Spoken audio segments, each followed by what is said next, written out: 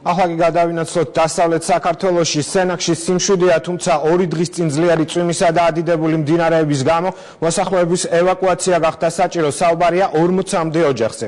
ადგილობრივებს არ მიეწოდებოდათ ელექტროენერგია. დაზიანდა გზები. სენაკში ზარალის დაცვა თითქმის დასრულებულია. ზარალსითხვიან კახეთში, სადაც სიტყვამ რამდენიმე სოფელი მოსავლის გარეშე დატოვა. დღეს დასავლეთ საქართველოში არსებულ ვითარებას რეგიონული განვითარების მინისტრი და ვიცე-პრემიერი გაეცნენ. დავით ნარმანი აგვეტყვის, რამდენად საგანგაშო ვითარება ასტიქიის ზონაში.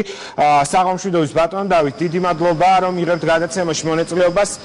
როგორც ვიცით, თქვენ და ვიცე-პრემიერი ბატონ კახიკალაძე იმყოფებოდით სენაკში, გამართეთ საგანგებო შეხვედრა ადგილობრივ მთავრობასთან.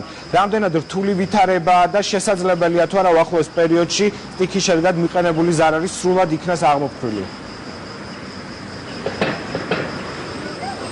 მოგესალმებით, პირველ რიგში მივესალმები ტელემაყურებლებს. დღეს დილიდან მე და ბატონი კახიკალაძე ვიმყოფებოდით სენაკში.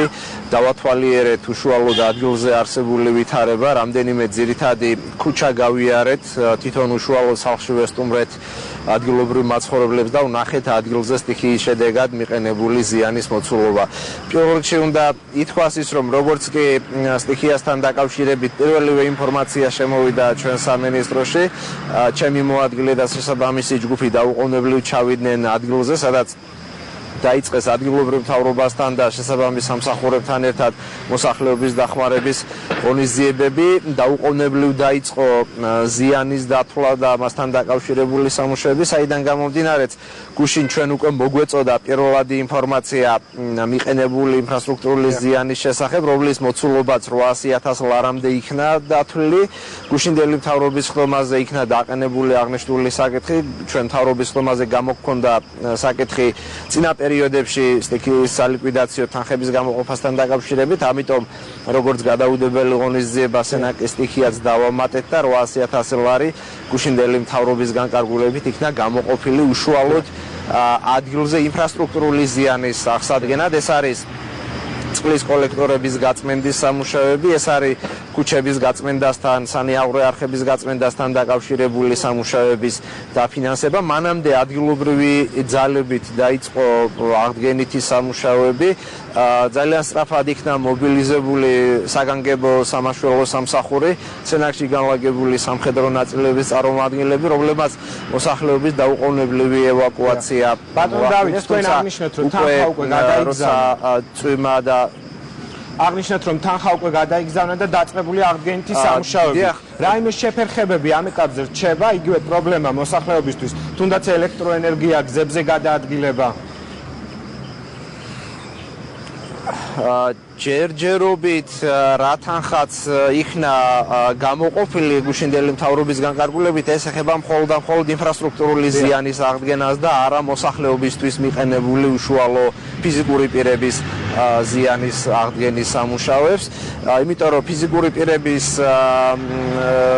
ზიანთან დაკავშირებით დამატებით არის სამუშაო, ამიტომ დღეს დასრულდება მოსახლეობის სახლებიდან შლამის და ასე ვთქვათ იმ მასის ამოღება, რაც შეიტანა წყალმა და ადიდებულმა მდინარემ, რაც გადმოვიდა. ხოლო რაც შეეხება უშუალოდ დათვლის სამუშაოებს, ხვალდილიდან იმუშავებენ ადგილზე ადგილობრივი თვითმმართველობის წარმომადგენლები, ასევე ჩვენი სამინისტროდან რამდენიმე თანამშრომელი დილას ადრე იქნება გამოგზავნილი იმისათვის, რომ სამუშაო ჯგუფებში ჩაერთონ და გარდა ამისა ადგილობრივმა არასამთავრობო ორგანიზაციებმა ითხოვეს დღეს პროცესში ჩართვა, საიდან გამომდინარე ისინიც ჩაერთვებიან იმისათვის, რომ შემდგომ კითხვები არ დაისვა ზარალის შეფასებასთან დაკავშირებით. ჩვენ ვფიქრობთ ესეთ რამეს, რომ შევისწავლოთ არსებული მდგომარეობა. საქართველოს პრემიერ-მინისტრ მე და ბატონი კახიკალაძე დღეს ვესაუბრეთ ამ საკითხთან დაკავშირებით და შემდგომ უკვე მას მერე რაც სრული სურათი გვექნება ფიზიკური პირებისთვის მიყენებული ზიანის მოცულობასთან დაკავშირებით, მიღებული იქნება ადეკვატური გადაწყვეტილება ამ ადამიანების მხარდაჭერასთან დაკავშირებით. არის ის, რომ ძალიან ბევრი ოჯახი. კიდევ ერთი კითხვა, ანუ ჩვენ საუბრობთ, რომ რაც შეეხება რომელმაც გამოიწვია დავშვა ტერიტორიის დატბორა. ხო არ განიხილება, რომ ნაპირსამაგრის სამუშაოების საკითხი დადგეს ტბის წესრიგში, სადაც არის დასახლებული პუნქტი? აქ საუბარი არ არის მდინარეზე, აქ საუბარია ძირითად სანიაღვრე არხზე, რომელმაც ვერ გაატარა მოსული დიდი ოდენობით ნალექი და როცა მას უერთდება პატარ-პატარა სანიაღვრე არხები და ჯამში წარმოიქმნება წყლის დიდი მასა, ის ვერ ატარებს, იმიტომ რომ არის გასაწმენდი, გასაფართოებელი, გარდა ამისა ზოგიერთ ადგილას გადის წყლის და გაზის ბილები, რომლებიც ნახევრად კეტავს წყლის კოლექტორებს, აქედან გამომდინარე ეს სამუშაოების დამატებით მოსაწესრიგებელია, გადასაკეთებელია, რომ მთლიანად წყლის არხები გაიწმინდოს, გასუფთავდეს, რომ ანალოგიური ძლიერი წვიმების მოსვლის შედეგად არ დაიტბოროს ქალაქი. თუმცა ფაქტია, როცა ჩვენ დღეს ადგილობრივ მოსახლეობას გავესაუბრეთ, ისინი ადასტურებენ, რომ საკმაოდ ხანში შესული ადამიანები, რომ მსგავსი უხვი ნალექი მათ თავიანთი სიცოცხლის მანძილზე არ ახსოვთ. ანუ ძალიან დიდი წვიმები მოვიდა, რამაც გამოიწვია ეს ზიანი, პლუს ის რომ გასაწმენდი იყო და დამატებით სამუშაოები იყო განსახორციელებელი არხებზე, ეს სამუშაოები ბოლომდე არ იყო გაკეთებული და დასრულებული. რაც შეეხება ელექტროენერგიის მიწოდებას, რაზეც თქვენ დასვით კითხვა, ელექტროენერგიის მიწოდება ეტაპობრივად აღუდგა მოსახლეობას, დღეს მხოლოდ ძალიან მცირე ნაწილი იყო დარჩენილი და დღის განმავლობაში მათაც აღუდგებათ ელექტროენერგიის მიწოდება, ისევე როგორც წყლის მილი იყო დაზიანებული და ერთ უბანს წყალი არ მიეწოდებოდა, დღეს ქუთაისიდან დამატებითი მასალები ჩამოიტანა გაერთიანებული წყალმომარაგების კომპანიამ, საიდან გამომდინარე მიმდინარეობდა სამუშაოები და დღეს ასევე წყლის მიწოდება იქნება აღდგენილი. აქედან გამომდინარე, ანუ ელექტროენერგიის მიწოდება, წყლის მიწოდება ამ ეტაპისთვის პრობლემას აღარ წარმოადგენს, ისევე როგორც პრობლემას არ წარმოადგენს მიყენებული ინფრასტრუქტურული ზიანის აღდგენის სამუშაოები.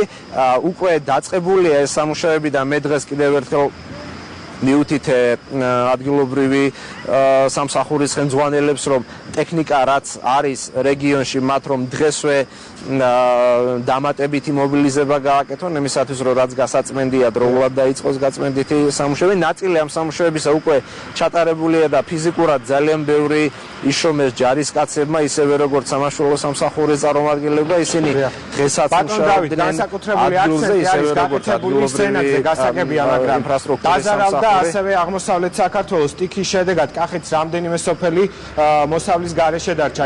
ინფრასტრუქტურის კუთხით გაქვთ თუ არა ინფორმაცია რაიმე ზარალთან დაკავშირებით? ჩემს ხელთ არსებული ინფორმაციით ინფრასტრუქტურული ზიანი კახეთში მნიშვნელოვანი არ არის. მე ადგილობრივი ხელისუფლების წარმომადგენლებისგან მაქვს ინფორმაცია, ისევე როგორც ჩვენი რეგიონული დეპარტამენტის წარმომადგენლები მუდმივად კონტაქტზე არიან. იქ არის ძირითადად სასოფლო-სამეურნეო ზიანი, რასთან დაკავშირებითაც სოფლის მეურნეობის სამინისტროს შესაბამისი სამსახურები მუშაობენ. მე ვესაუბრე ასევე სოფლის მეურნეობის მინისტრს, რომელმაც მომაწოდა ინფორმაცია, რომ მათი წარმომადგენლები ადგილზე არიან და ისინი მუშაობენ ამ ზიანის დათვლასთან დაკავშირებულ საკითხებზე. და ჩვენი საუბრის ბოლოს ბატონ დავით ვისარგებლებს შემთხვევით, რადგან თქვენ ეკონომიკის მიმართულებით ექსპერტი იყავით, სანამ მინისტრის პოსტს დაიკავებით. დღეს სწორედ ეკონომიკურ საკითხებთან დაკავშირებით არის აზრთა სხვაობა, რომ ეკონომიკის კუთხით ქვეყანაში არის საგანგაშო მდგომარეობა და ასევე საუბარია ივნისში რეალური მთლიანი შიდა პროდუქტის ზრდა მინიმუმ 0.8% შეადგინა. რამდენად რთულად გვაქვს დღეს საქმე საქართველოში დავუშვათ ეკონომიკის კუთხით? მე ვერ ვიტყოდი, რომ ეკონომიკის კუთხით საგანგაშო მდგომარეობაა, თუმცა საინვესტიციო ნაკადები რაც შემოდის ქვეყანაში არასაკმარისია იმისათვის, რომ მაღალი ეკონომიკური ზრდა გქონდეს, იმიტომ რომ ჩვენი ქვეყნის ეკონომიკა ბოლო წლების განმავლობაში ინვესტიციებზე მნიშვნელოვნად დამოკიდებული ეკონომიკა იყო და ეს პირდაპირ დაკავშირებული იყო როგორც მოსახლეობის დასაქმების საკითხებთან, ასევე საბიუჯეტო შემოსავლებთან, ეკონომიკურ ზრდასთან და ასე შემდეგ.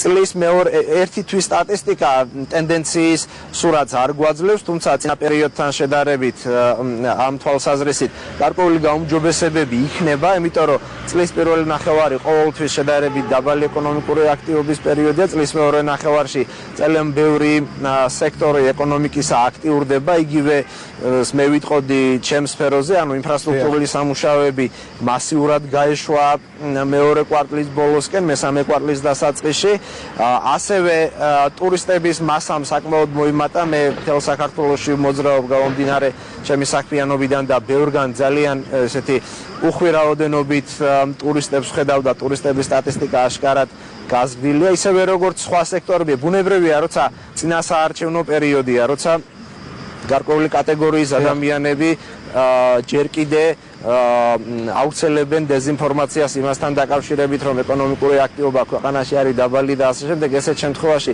გარკვეული კატეგორია ინვესტორებისა მოლოდინის რეჟიმშია და თავს იკავებენ, თუმცა მე ვფიქრობ, რომ ეს მდგომარეობა მალევე გამოსწორდება და ეკონომიკა ჩადგება ჩვეულ რეჟიმში. დიდი მადლობა, რომ მიიღეთ გადაცემაში მონაწილეობა. მაყურებელს კიდევ ერთხელ შევახსენებ, რომ რეგიონული განვითარებისა და ინფრასტრუქტურის მინისტრი დასავლეთ საქართველოში იმყოფება, ის ადგილზე ეცნობა სტიქის შედეგად მიყენებულ ზარალს, ასევე დასავლეთ საქართველოში იმყოფება ვიცე-პრემიერი კახი კალაძე. მოკლედ რეკლამის დროა.